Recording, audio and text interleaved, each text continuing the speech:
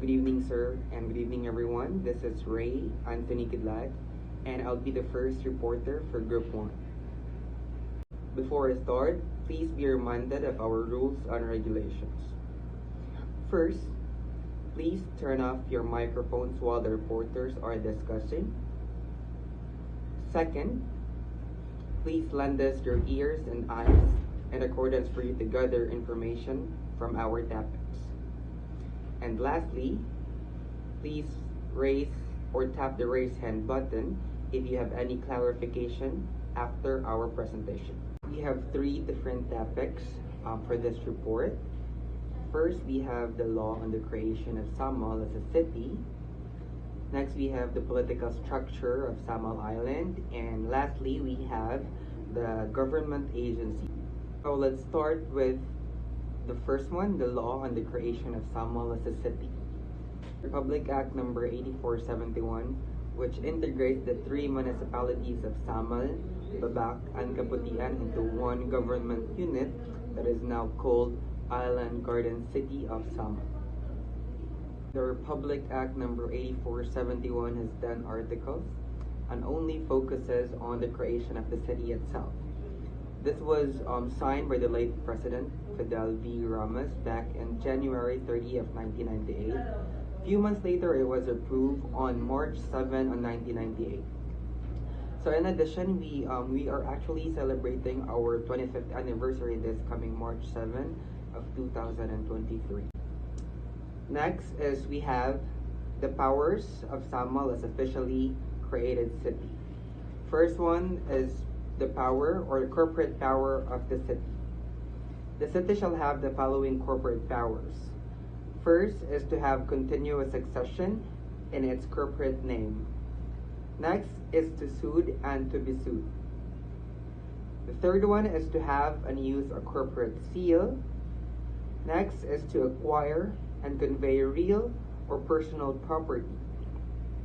Next is to enter into contracts. And lastly, to exercise such other powers as are granted to corporations subject to the limitations provided in this act and other laws.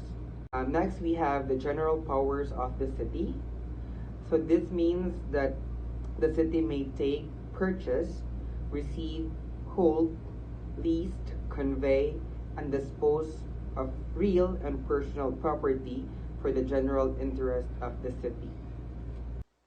Lastly, we have the jurisdiction of the city. The purpose of the jurisdiction of the city is to protect and ensure the purity of water supply.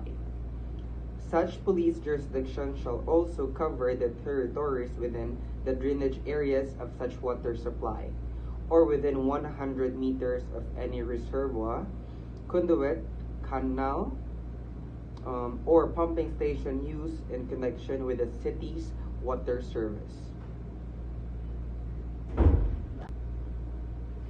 That's all for the first topic. And the next topic will be the political structure of Island Garden City of Samal that will be discussed by the next reporter. Good evening, everyone. I am Jenny Rose Rosique Villabrille, and I will discuss about the political structure of Island Garden City of Samal. Just like what my groupmate said a while ago, Island Garden City of Samal or Samal Island is the former municipalities of Samal, Babak, and Kaputian. But on January 30, 1998, it became officially a city, which is Island Garden City of Samal. But we are under a democratic country, which is Philippines, so people have the right to speak for their own, choose, and vote the best political officials that they want to lead. So political evolution took in place from appointments to election procedure.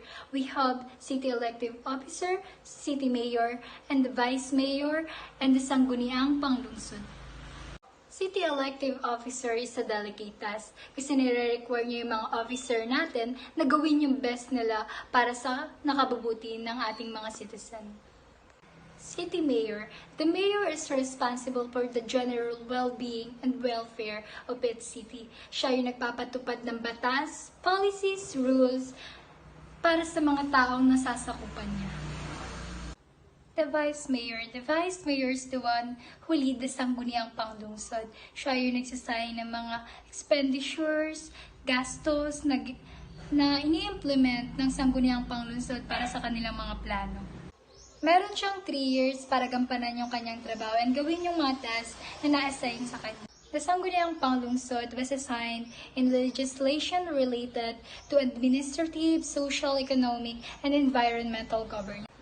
Mayroon tayong 12 sangguniang panglungsod or councilors sa ating island dahil each district, Samal, Babak, and Kaputian ay dapat mayroong 4 na representative dahil sila yung nagpapatupad ng ordinance resolutions para magkaroon tayo ng efficient and effective government sa ating isla. And now I will share to you the political structure of the Island Garden City of Samal with Mayor Aldabid Tiuy, Vice Mayor Richard A. Gentleman, the Babak District Representative the Sangguniang Panglungsod, Councilor Reyes, Hansol, Obenza, and Robledo. Sa Samal District, we have Councilor Bantillo, Cañete, Dacer, and Baldes. And in Kaputian District, we have Councilor Ortiz, Humaos, Ganato, and Taksanan.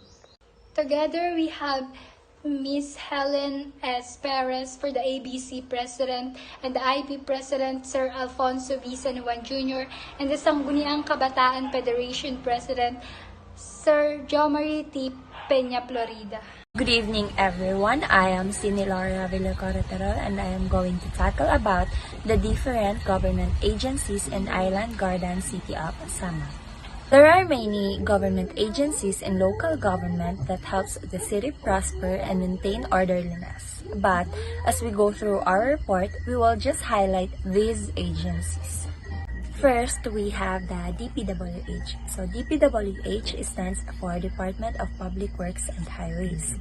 It is currently the responsible of designing, planning, construction, and maintenance of infrastructure, especially highways.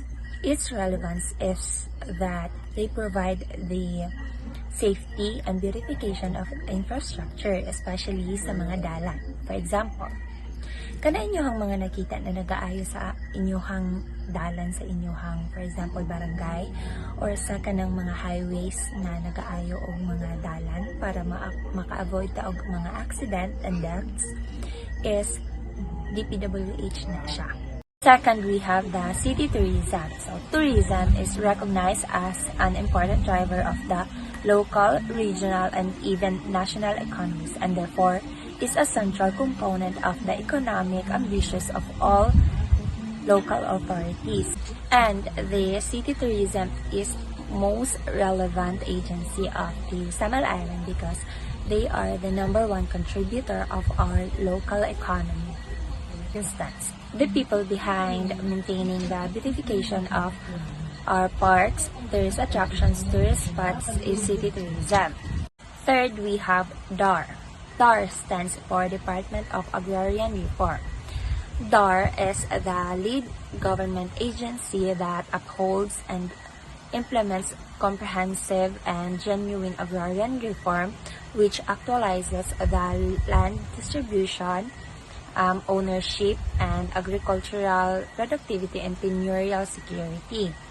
Its relevance is that they relieve the unemployment pressure and to increase agricultural production and productivity. For example, ang DAR naghatag sila og yuta sa mga taga-kaputian and kanang gihatagan nila is nagtukod og corporation. Ang tawag sa ilang corporation is SLS Corporation, stands for San Isidro Libertad and San Remigio Corporation. Kanina corporation na ay 500 more or less beneficiaries. Kanina mga beneficiaries is gihatagan na sila og libre na yuta sa gobyerno na ilahang matamnan, matukudan og nila og balay, and so on. Pero dili nila dayon-dayon na mabaligya atong pag-grant sa paghatag sa ilaha, for it is nagahulat pa sila na mag-grant ang kanang selling certificate sa gobyerno for like 30 years na sila maghulat bago nila na mabaligya. And so That is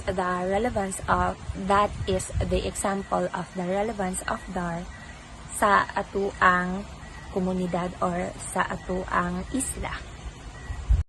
Again, this is the Group 1 reporting. Together with our team, Ray Kidlat, RJ Cañoño, Sydney Tirol, Shirley Abagat, Emmanuel Rosaga, and Generos Villabrille, I would like to say thank you for listening.